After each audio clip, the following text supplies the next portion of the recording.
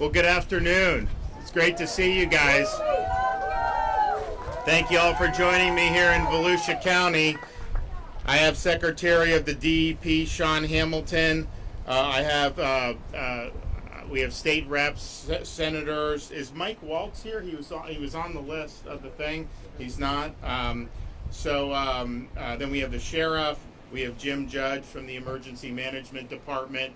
You know, people focus a lot on, of course, Hurricane Ian hitting landfall Southwest Florida. Major impacts. We've been there a lot.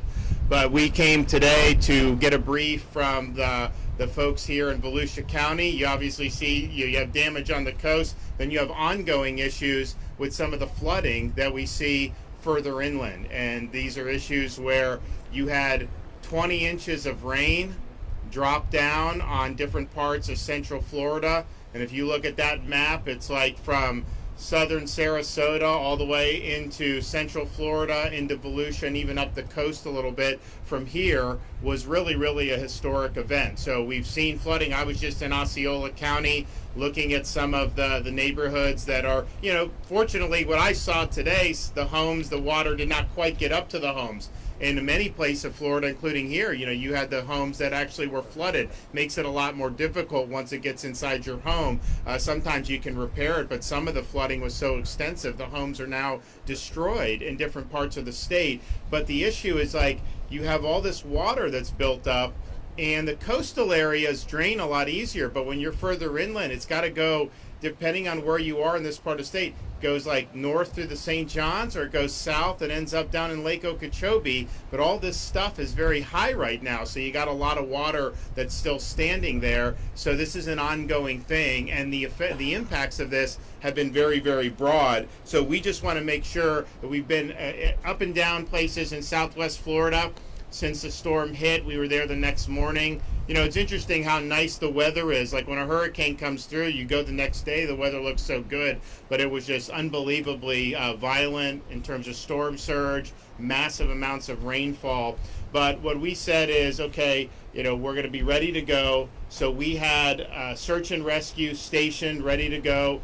Midnight, Wednesday into Thursday, you had the USAR teams heading into Southwest Florida. You still had a tropical storm going on, and they were heading in there. We had Coast Guard, we had local law enforcement, we had state agencies like Florida Fish and Wildlife, our Highway Patrol, all hands on deck to be able to help this effort. And there's been almost 2,500 rescues since the storm hit the state of Florida. There have been many rescues here in places like Volusia County where you had flooding, but also when they're going through these really hard-hit areas in places like Sanibel, Fort Myers Beach. You know, they're able to go, and they've rescued people who probably would have ended up dying had they not had people there that early. So they've saved a lot of lives, and it's been really good. They've also searched all the search and rescue total.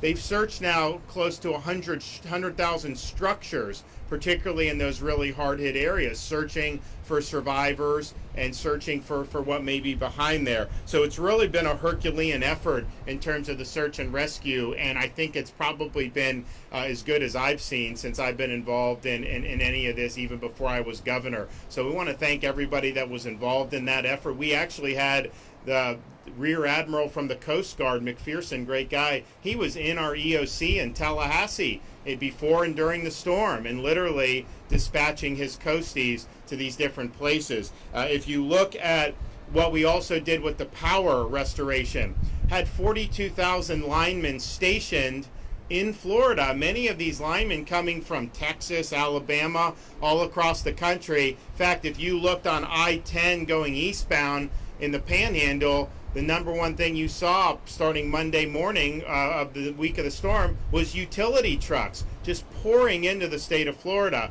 And so what ended up happening is the storm left the state, probably still had significant stuff Wednesday or Thursday afternoon, Thursday evening of last week, and they went on. And we're now in a situation where you have over 99% Florida has power a week after the storm. And if you look at what they've been able to do, they're 100% in almost every part of the state.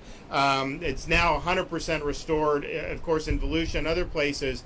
but you're now down to, there's a couple pockets that the electrical co-op in Lee County are still working on. I know they've made some progress in Cape Coral. We surged a bunch of extra linemen there to try to get that all going. But then you have places like Sanibel where the whole system was just destroyed. So what we've done there is we've Chinooked people in to Sanibel to work on the electrical restoration. We're running barges across because they took out, the storm took out the causeway. So you don't have a way to get vehicles over there right now. Now we're working on repairing that, and that's going to be done very soon. But we're doing that. So we're down to the, basically, except for some pockets of Lee County, people are going to have power unless their home was damaged and they can't receive power, or unless you have a total restoration of the system, unfortunately, like we have in a couple places, and particularly these barrier islands. There was a place in Lee County called Pine Island. They had a bridge that was connecting Pine Island to the mainland, and the bridge got taken out. The road leading up to the bridge got taken out by the storm. And so people were saying, well, you just have to evacuate the island. It's going to take too long to fix this. And they asked me for help, and I said, okay, we'll do it. I mean, I have a big budget surplus. I've got a $500 million disaster fund. This is why you do these things, to be able to help. So we were able to go in, and in 3 days we restored the bridge. So they're now going to Pine Island, back onto the mainland. We've got massive Publix trucks pouring in there. You've got utility crews now swarming all over there to try to get everything back up and running in terms of the power. And now, of course, the civilians are able to come and go, because people don't want to leave their homes. They want to be on their homes. They want to be able to access the island or access the mainland, and so we've been able to do that, and we're really happy about that. We now have, as of 12 o'clock, there's not a single county over 20%, and it's really Charlotte is 17, but that's going, I think it's now 14 after that. That's going to go down, probably be done today or tomorrow, and then it's just the pockets of Lee that need to be done. So, and if people have lived in Florida a while, sometimes this power was out for weeks in the past in the storms. Even in situations where you weren't even in the eye of the storm, you may end up not having anything. And that's because if a storm comes and everyone's dilly-dallying, well, that's time off the clock if you don't start for 3 or 4 days. And so we had people in there right away. I think it's made a big difference. And you already see in Lee County, Friday after the storm, I remember Publix was already back open in places like Cape Coral and other parts. Walmart came online soon after that. That's made a big, big difference. We've had these points of distribution all around the state, and we did those immediately. Water, food, blue tarps for roofs, all these other things, and that's great. We'll do it. But what happened was, because all the stores came open, there was less a need in a lot of the counties than we anticipated. So some of the counties told us, thanks, we used it, but we really don't need the pods anymore. So those resources have been shifted to places where you want. But all told already, we've done 45 million bottles of water and over about 2.5 million pounds of ice. So that's a massive amount of resources to be able to do, especially if you think about a storm. It hits one part of Florida and then it cuts across the entire state. That actually, until probably 24 hours, that was not the forecast. The forecast was for it to ride up the west coast of Florida. It was not supposed to be significant impacts over here, as it ended up being, and it bent and then it went that way, and so that's just what happens. But you gotta respond appropriately. We've had fuel in Southwest Florida. It's been phenomenal. People were able to get their fuel. We're using Elon Musk's Starlink internet devices. We've deployed 375 of those devices. You put the device down, it gets it from the satellite, and then you can just log on with your phone and you get crystal clear internet. It's honestly better internet than I think a lot of us are normally used to using. So we appreciate that. We're going to continue to be able to use that. We've now cleared 5,200 miles of roadway, and there have been 2,507 bridges that have been inspected and reopened, and many of those were done very quickly after the storm, and so that just keeps traffic flowing. It keeps everything going. We know that there's going to be a lot of needs, and not every need is going to be filled by what the state programs are. We've got a lot of programs we now have operating. We have disaster reemployment assistance. We have business interruption, no interest loans. We've got stuff, FEMA has now approved a number of counties, including here, for individual assistance, so you're able to go in that and do it, and hopefully all that's enough, but we also know sometimes the needs are a little different. So we're enlisting the private sector and charitable groups into helping out, and we're putting our money where our mouth is, and the First Lady of Florida has really led my wife Casey on FloridaDisasterFund.org.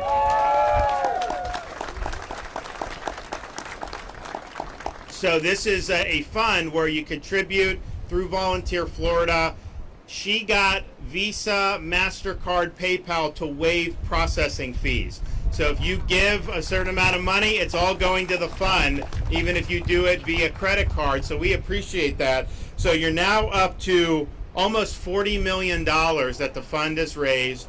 And if you think about, there have been people that have been displaced, that lost their homes, or that are going to need to be out of their homes for a while. Sometimes you get the flooding, you can gut it and you can fix it.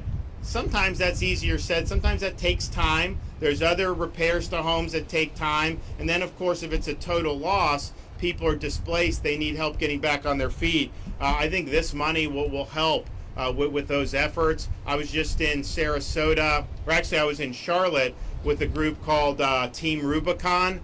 And what they do is they come in after these disasters and they help with a variety of ways. One thing, they help people fix their homes. And so if there's debris, if there's problems with the carpet, all that, they come in, they got all these military veterans that go and they do all this. And I know they're coming to Volusia County to help with some of the folks here. So that's going to be really helpful for a lot of people. I was talking with the sheriff. We have some of the deputies, homes out of commission, some maybe total losses, maybe some they'll be able to get back in, but they're out of their homes right now. And so that's a big issue. So you think about the damage is big, but then how that impacts a lot of people that are involved in our communities in so many different ways. We're looking at Lee County. They have 4 schools that are likely going to be total losses. And so that's going to be a lot of kids. But then you have teachers that have lost homes. So there's a whole big need, I think.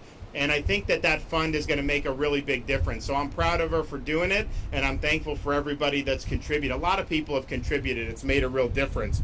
I'm also glad that on Saturday, we were able to enact our gas tax holiday in the state of Florida. So that's 25 cents off every gallon.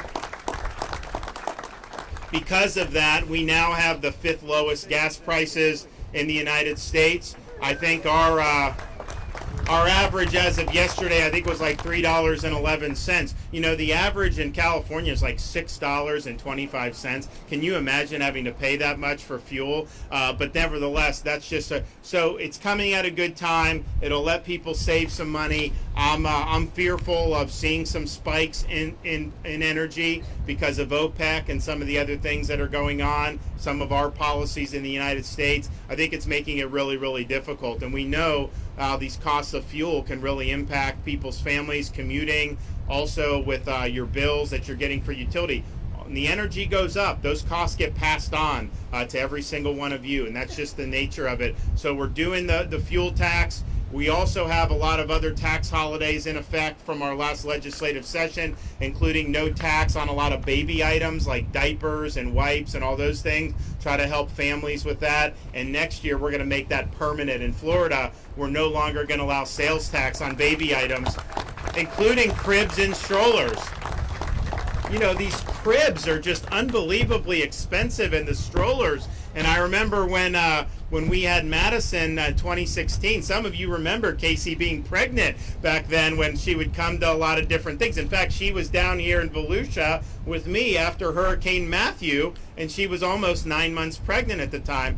But you remember like how expensive it is to get these cribs and these strollers and everything, and it's only gotten more expensive now with the inflation and everything. So to have just no tax on all those family-friendly items, that's going to be a big reform for us to make permanent. So we're looking forward to do that. We're also looking forward to do any household item $25 or less. We're looking to suspend sales tax on that for a year, and that's going to make a big difference for a lot of people as well.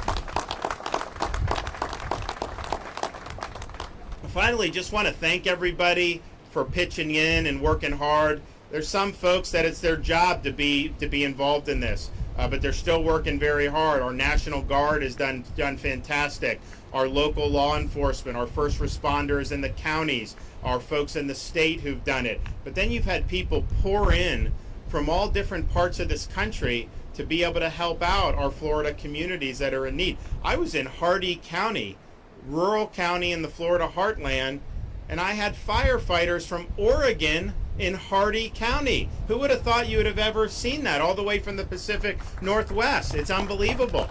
You also have people, I mean, I've seen people from NYPD, I've seen people from other parts of the country coming in to assist, both in terms of a law enforcement first responder, but then also volunteers. A lot of these groups, this Rubicon, a lot of them are out of state. We were doing Operation Barbecue for hot meals for people. These are folks who are coming in out of state. So it's been a really impressive mobilization to see that and to see so many people wanting to pitch in and help. So what I would just say to folks who are in difficult circumstances now because of the storm, just hang in there. There's a lot of resources. There's a lot of help. We understand at the state level that this is something that is going to require a lot of support for a long time. You know, maybe not as much in Volusia, which, you know, had damage but didn't have whole areas wiped out. But clearly, when you talk about some of those places in Southwest Florida, you know, that's not a response that can be measured in days, weeks, or even months. That's really something that's going to take years to be able to get that back where it needs to go. But we did it after Hurricane Michael in the Panhandle, and we'll do it again after this one. But people's spirits have been strong. The resiliency has been impressive. And at the end of the day, there are times in life when you get knocked down. There are times when you have to face difficult circumstances. You just got to get back up. You got to fight on. And that's what people in Florida are doing. And so I thank them for really providing great spirit, great determination. And we'll end up getting through this much stronger. Okay, we're going to have Jim Judge come up. Thank you so much, Governor, and it was a pleasure to meet both you and Mrs. DeSantis back in Hurricane Matthew and paid us a visit at the Emergency Operations Center. So as we move into recovery, you know, we still have issues all along the St. Johns River that we're monitoring and watching very closely, from Stone Island all the way through to Astor, DeLand, Lake Harney. So we've been delivering thousands of sandbags almost every day out to those areas to help those folks. So for damage for Volusia County, so far, and it jumps up about every time I get a report, not by thousands, but by millions. Damage so far, $263 million. And that's not only from the coast, it's all the way to the St. Johns River.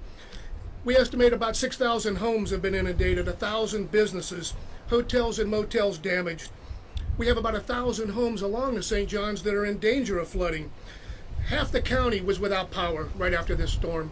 Within a few days, Duke, FP&L, Clay Electric in the Northwest, New Smyrna Utilities had that power back on to those residents that were able to receive it. So we are working hard in the recovery mode. The governor mentioned Team Rubicon. They're here. They're going to have big boots on the town starting Monday. We've also got the Baptist disaster relief folks have been in touch and coming in. The Red Cross, Salvation Army. So we have so many organizations that are helping us out. We do have 25,000 individuals that are registered for individual assistance. We are waiting any moment to be able to get that disaster recovery center opened up, and that's going to be at Wholesome Back Drive, our main health department that we've used in the past. That's worked very well. We had a lot of rain. We had a lot of wind. New Smyrna alone had over 21 inches of rain. They had winds up to Category 2 strength, 96 miles an hour. We had 55 to 60 sustained winds over just about the whole county. But again, those hurricane force gusts moving in. So Volusia got hit. We got hit pretty good. But we've been through it before. We're a wonderful community. We'll get through it again. So we're encouraging all those volunteers to come in and assist our citizens. And a website, volusia.org/PIN, PIN. A wealth of information in there about individual assistance, the temporary sheltering assistance. There's a wealth of information for our citizens to go to be able to get that information. Our Citizen Information Center is still open, will be open through the weekend and in the coming days as we continue to take those requests from our citizens to be able to help with questions and whatever they need. So with that, I would like to invite our sheriff, Mike Chitwood. You want to go? Go ahead. You're up. Okay. You sure? He's He's used to the EOC. I've learned if a sheriff wants to speak, you let a sheriff speak. So, anyway, thank you guys for all you're doing, and it's hard to believe it's been just a little over a week since Hurricane Ian came ashore, and to those who have been impacted, I'm sure it seems like a lot longer. You've heard about it and you've seen it, about the unparalleled coordination. This was a historic storm with historic impacts, but I argue that the response has been equally historic. And I would like to say that that happens for no other reason because of leadership of our governor, setting the expectations. So I've been down south for the last week plus or whatever, and I wasn't told to go. I knew what I was expected to do, right? Because this is a part of our community, this is a part of our family, and I wanted to be here on the ground doing whatever I can to support that recovery. You know, the governor talked about the long-term recovery, but he also talked about the expectations that happen immediately after a storm. You need that power back, right? You need that water back, right? You need that wastewater back. You need these coastal erosion areas addressed long-term, right, for the protection of our resources. And so it was clear, and the expectations were set, that we would find those minutes, we would find those hours, we would find those days any way we can. I was in a conversation with the governor, and I argue probably the best state coordinating officer in the nation, Kevin Guthrie, leading this response. When they started talking about amphibious landing craft to move stuff around, I knew we were on a different level, and the expectations had just went to a whole new level. So again, Governor, thank you for your leadership. And then lastly, just one more thing. We talk about bridges a lot, but I'm in pure admiration of the work our First Lady's doing to build a different kind of bridge. When you think about the impacts to our communities, when you think about being there at that point of need when it's the greatest, I am just truly in awe at the work she's doing and the leadership she's exhibiting. So I am just thankful for her efforts. So right here in Volusia County, along with other impacted areas, we've got staff on the ground helping with the recovery, find ways we can support the amazing work of the county, the utility workers. Folks are doing everything you can to get back to a normal substance of life in these areas. But one of the things I do want to talk about here, we talked about the county, we talked about erosion. Our efforts to support them and this is something we've rarely, if ever, done. We're extending them the authorization and the allowance to do the immediate emergency permitting that's needed to make sure that these structures are protected and not exacerbated, and we can protect those. And then obviously, we've had staff on the ground probably as soon as that first raindrop stopped, making assessments so we can fund and make sure we provide the legislature with the information they need to understand what those impacts look like financially and the restoration. Again, those efforts continue. I also want to highlight a group that'll you won't see them raising their hands for any type of acclaim or anything like that, but our utility workers, those who are working on your infrastructure, your water, your wastewater, they deserve a big round of applause. You know, they're working and they're working. There's no clock for them when it looks to restoration. Again, they also share the support of your entire state. I mean, we've had 15 counties within the impacted areas providing support, sending their utility workers to make sure they can make a difference, because they also know they're part of this community, and it could be the next day that you're there supporting them. I just want to acknowledge all of their great work and those supporting agencies that provide that. And the governor mentioned the amazing flooding that's just happening here in the basin. Again, I want to acknowledge the work of our water management districts, doing everything they can in their power to, whatever, like I said, if it saves inches, the governor and I both just saw what a few inches mean to a neighborhood, to a home. If you can save those inches, you just save thousands and thousands of repair and all of the pain that goes with that. So again, thank you, Governor, for your leadership and the challenge that we provide to all of the folks who are supporting that storm. And then lastly, in closing, we will be here. The governor set the expectation. You've seen it firsthand. We will be here to aid in that recovery, long and short term, and we will be a part of this till the very end, until everybody's made whole. So again, thank you for your support. We've also been able to, since I've been governor, we've expanded the state's support for beach renourishment. We've done more money for that. and we're happy to do that. We have a coastline program, and we're going to continue doing it. But we also started something called Resilient Florida program. So we've done over $1.1 billion. Local government, local communities can seek that. They usually match it, and then so you end up with over $2 billion in impact just in the last 2 years. Some of those awards are still going out, but I think one of the things I've seen just touring so many different places since this storm is the areas that have been built in more recent years, the last 20, 25. By and large, those structures did very well. You don't see as many roofs blown off of a house that was built 10, 15 years ago than you do the ones built in like the 50s or 60s. That's just the nature of it. And so, and then as you've seen more efforts to make the electric grid and the electric infrastructure more resilient and hardening that, that's part of the reason we were able to get the power on so quickly compared to other storms. Yes, you stage the workers, of course, but if all the infrastructure is getting totally wiped out, then that's much more difficult for restoration. But what we found is a lot of that really held. Yeah, you have power lines down or whatever, but the core infrastructure did very, very well by and large. And I'd say the same thing with some of the roads, some of the stuff that was new. Same with some of the homes. You do see the impact of that, and so I think we were right to do things like we have with the Resilient Coastline, like we were able to do with Resilient Florida. We'll keep doing that, but I think the damage would have been a lot worse, particularly